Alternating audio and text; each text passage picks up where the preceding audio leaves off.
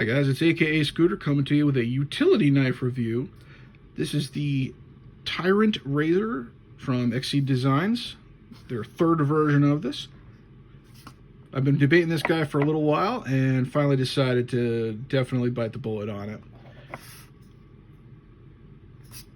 Small little frame lock utility knife. If you don't know what that is, basically it's a small handle of some sort designed to carry a utility blade in it.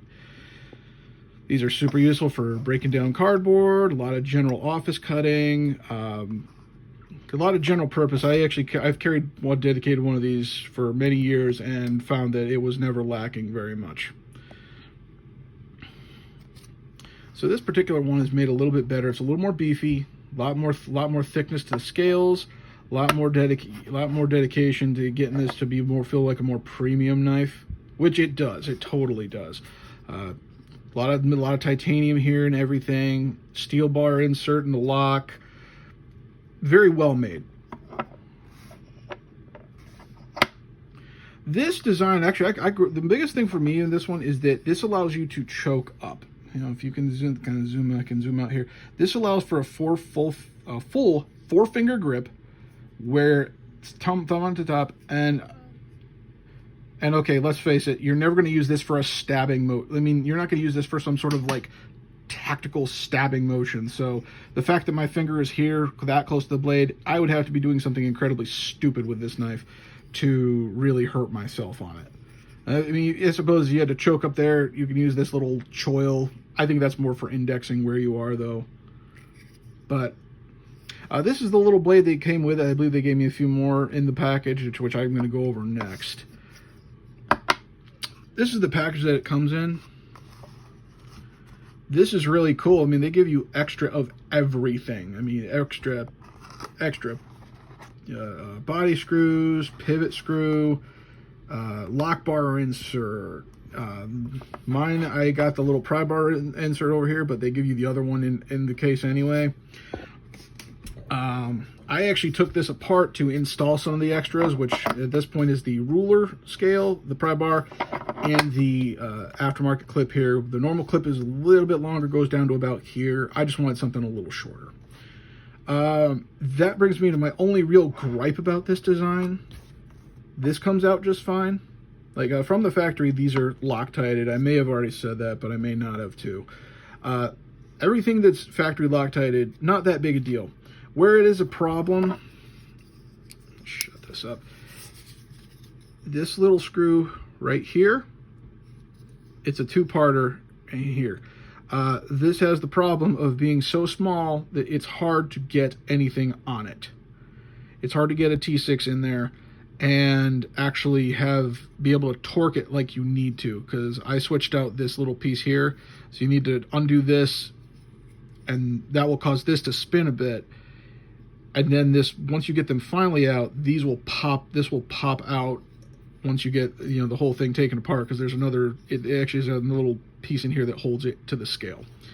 You need to take this out if you were changing out the clip as well. So that's my only real gripe, is that you probably need to have a vise to clamp this in to get it both sides properly.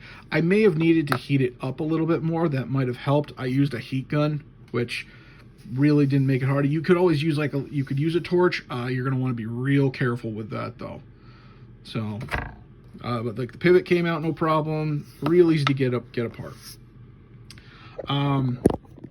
So shut those in.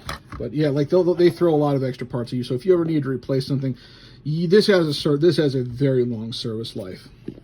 I'd love to compare it to the EAB, the Gerber, but mine's at work at the moment, so I can compare it to the Work Pro. I do have that. Oops, sorry about that shine there.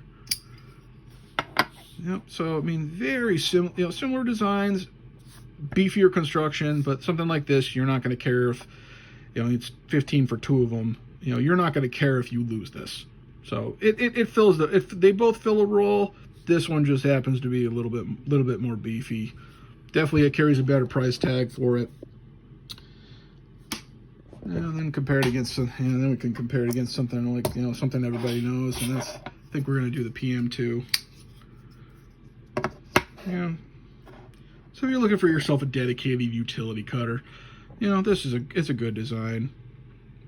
Only real problem with this, it would be, for a lot of people, I think, would be the price. As configured as I did it, this was like $140, $141 to get it to me. Beyond that, if I bought this in just the standard configuration with no extras whatsoever, I believe it was a little bit over 100. I think like 109 or something like that, and that would be a lot more understandable for most cases. But overall, I'm happy with this purchase. You get a lot of value in this. You get the titanium frame lock. You get ceramic, but you get caged bearings in it. Pretty smooth action.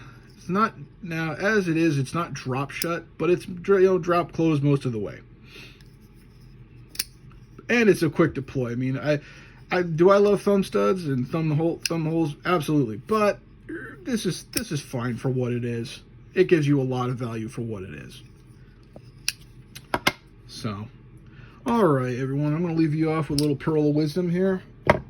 I want you to think about this and, you know, try to apply it in your daily life. I want you to know the difference between someone with something to sell and someone who actually sells it. Those are the people that walk the walk and they talk the talk and walk the walk.